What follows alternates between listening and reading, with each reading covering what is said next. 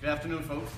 Harvey here, coming from Windham, Maine. Just want to give a big shout out to all of our family and friends that are in Florida and in Texas, and the ones that have already gone through the hurricane, and hopefully the ones that will be evacuating and getting out of the way of the hurricane.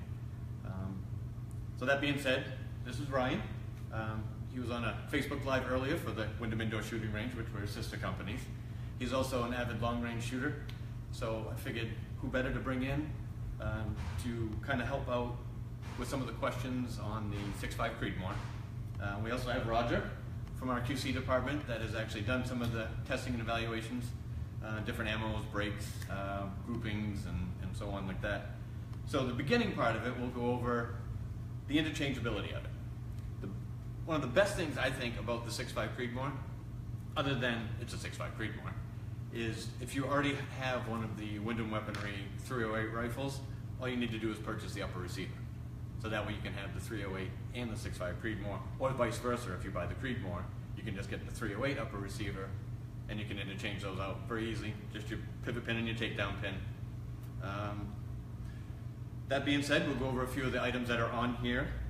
We have our Luth AR stock, which has an adjustable cheek piece and adjustable butt stock. We have our Hogue Beaver Tail rubber overmold grip. Also on the Luth AR stock, you have your QD sling pockets, so you can interchange them out. You can either put it there, or you can actually put it right on the lower receiver itself. So depending on how you want to mount your sling on there. We have the Badger Ordnance Tactical Latch. The upper receiver is also laser engraved with the caliber. We have our Windham Weaponry monorail, which, as Ryan was stating earlier, it's stronger than your standard quad rail. That way you can actually attach different M-LOK series. This will accept any M-LOK attachment on here for bipods, lights. This also gives you the monorail down the complete top here. So if you have your optics, you want to add night vision, you want to add whatever you want on there, you can have the full length. Probably got 15, 18, almost 19 inches there. Our barrel, it is a chrome, stainless steel, non-chrome lined. It's a R416, 416R stainless. It's a 1-in-8 twist. The threading on the end of it is 5/8 24, so you can add your own muzzle brake device on there. It does have a competition crown on there, 11 degree, like our standard Vex barrels, just to keep the pressures even around the end of the muzzle there. One thing we've done different with the 6.5 than we did with the 308 is, if I can get it open here, I'll show you.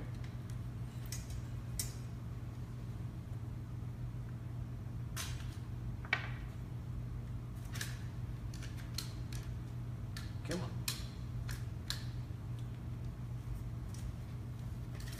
There we go. We added dual ejector on it, which we're actually going to take this, and this is probably going to be incorporated into the 308 as well, just to give it a little bit more positive ejection out of there. So that being said, I'll hand this over to Ryan now, and he can kind of give you the little differences between the 308 and the 6.5 Creedmoor and the caliber wise, to see. Personally, I only know about the 308 because it's a good hunting caliber. That's what I use for hunting. But as far as long range shooting, I'm learning just as much as all of you are going to be today with Ryan. These are the two calibers. Up a little closer so you can see them. The difference between the two of them. This is just 308, and this is the 6.5 Creedmoor. As you can see, it's a little smaller in diameter and longer, so you get a little flatter trajectory out of it.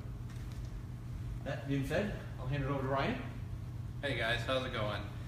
So, like Harvey said, I'm just going to kind of go over everything real quick on why we set up the gun the way we did, and just kind of go over the difference real quick on what makes the 6.5 Creedmoor such a desirable caliber in the precision community and even the hunting community nowadays.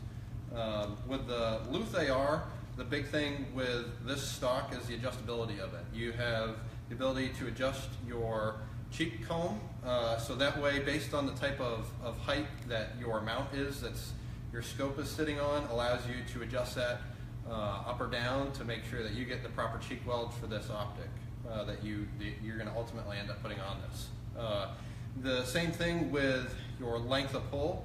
That way, based on the size of the shooter, you can fit this to you personally, and ultimately you can really kind of fit this gun to you specifically.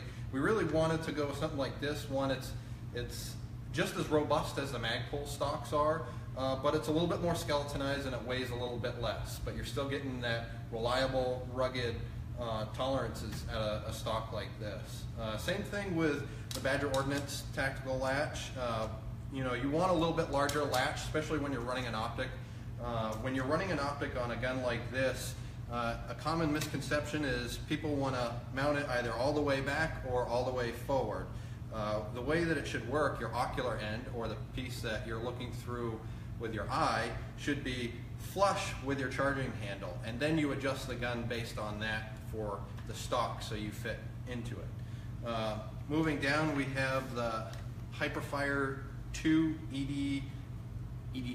EDT2. Thank you. It's a mid-range trigger. You know, you can't make everybody happy, so the easiest thing is this is a 4.5 pound single stage trigger. It also comes with 5.5 pound springs. So you guys that are precision shooters that want that 3.5 pound pull or lower, you can put in your customized trigger, and you're not out of the the hole for a whole lot of money.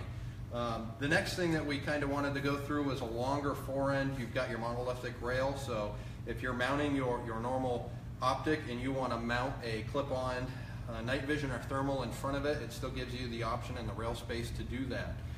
So that's why we want a little bit longer rail. Same thing with the M-LOK. The M-LOK is the most compatible setup right now in the market. It's even stronger than the KeyMod, and that was dubbed by military testing. So we kind of wanted to stick with the M-LOK style to make sure that we had the strongest style mounting options, so you can mount your bipods a little bit further out front so they're not right up against you. You can mount your lights or lasers, or if you're running night vision, you can run your IR equipment a little bit higher or further up the gun. And if people are running like the Silencer Co. rangefinders, you can mount those on the side of the gun a little bit further up. Moving forward, the 1 in 8 twist, that's a pretty standard twist rate for these projectiles. It's the most common in the match world right now. There are some experimental twist rates, but right now the most common you're going to find are a 1 in 8 twist. It's going to be a good mid-range for all the different caliber types. Your 5/8 by 24 threading will fit all of your standard 6.5 Creedmoor, or you can put any 308 accessories on it. So if you have a 308 brake or a suppressor, you can still mount that on. We included a thread protector, so if you want to add your own muzzle brake, or if you don't want to do anything, it at least protects the thread.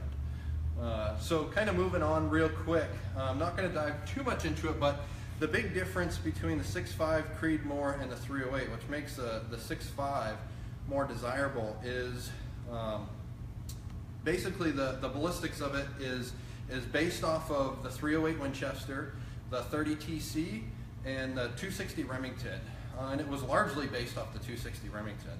And what it was is, in the 30 TC, what helped was the shoulder and the body case. So in the 260, the big problem that they ran into was the taper in the actual case itself, and then the neck length. So you were limited to the range of projectiles that were used. You could only use lighter bullets, which wasn't, you weren't able to shoot longer distances and maintain a good consistency with those shots.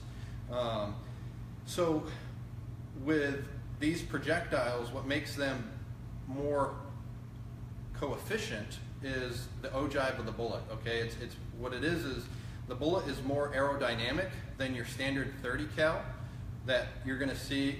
30 cal is going to be a lot cheaper to shoot, and it will definitely do 1,000 yards, but you're going to carry more energy and you're going to have a flatter trajectory with your 6.5 Creedmoor. And your 6.5 Creedmoor is going to carry a little bit more energy out to 1,000 yards than your standard 30 cal is out of a gun like this.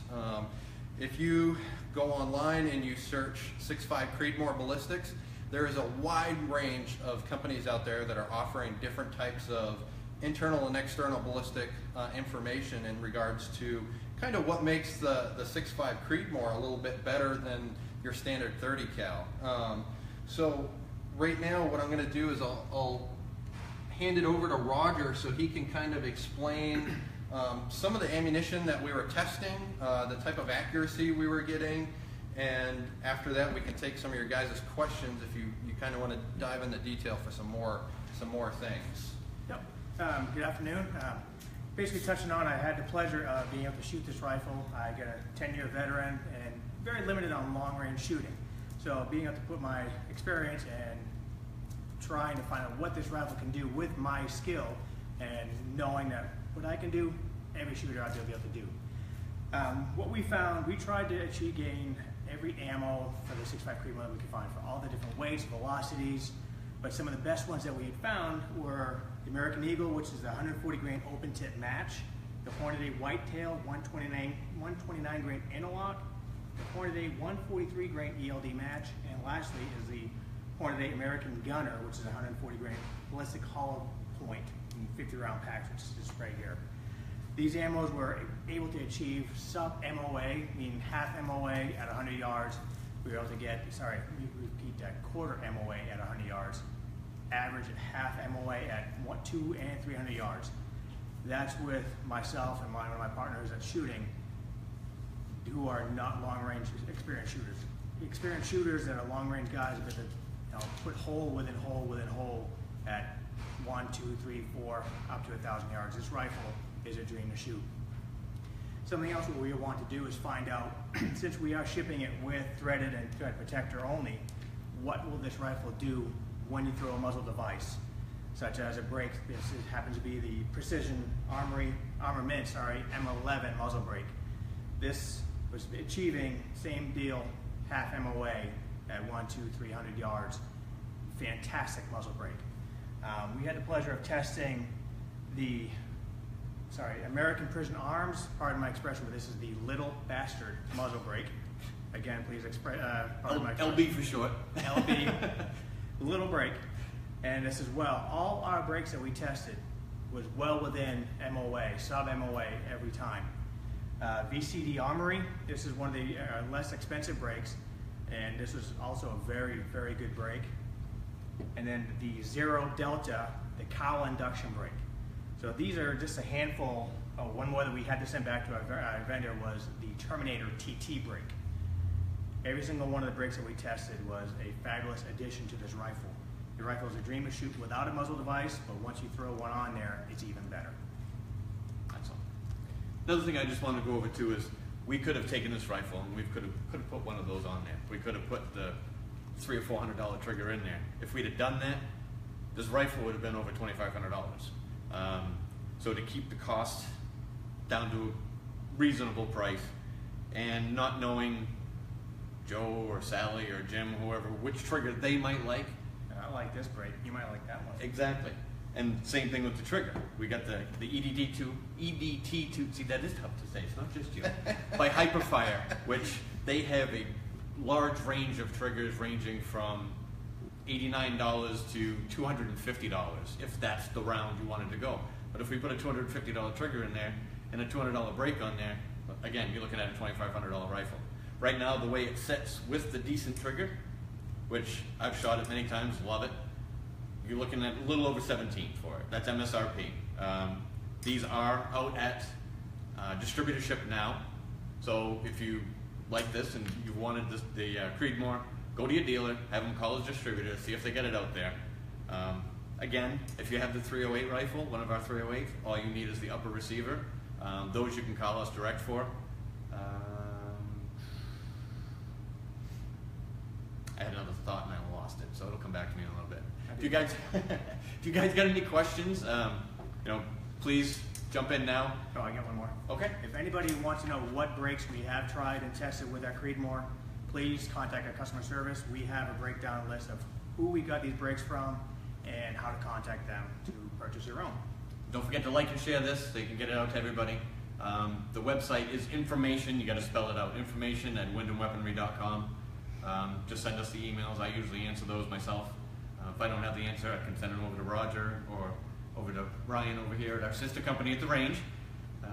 You guys got any questions? We have a question. Why not a mil-spec buffer tube? It's funny, we were just We talking were about just talking about that earlier. Yeah.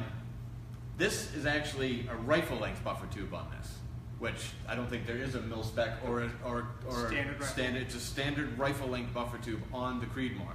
The carbine, I mean, the mil spec and the commercial are on your collapsible stocks, your 6-position stocks. The commercial tube is thicker for strength, and it doesn't give, or it takes up that play that the stock would have rattling around on there. You're paying $1,000 or better for a rifle. You don't want it to rattle around on you. The military standards are designed to be thrown in the sand, have sand get in there, but yet you can still work it. So those are pretty much the difference. I think it's what, the 40 thousandths difference in the outside diameter on the tube. The other big thing, kind of to touch on that with Harvey for the mil-spec versus commercial, is when the military came in and they wanted these guns built, each part of the gun had to weigh a specific amount, and the buffer tube itself had to weigh a certain amount, and in order to get to that desired weight that they were looking for, the buffer tube itself was altered, and then hence you got the mil-spec. Next.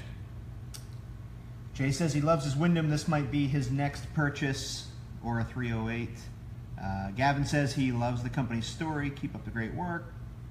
And Christopher says it looks like it's a great rifle. Awesome, guys. Thanks. Thank you. Thanks, guys.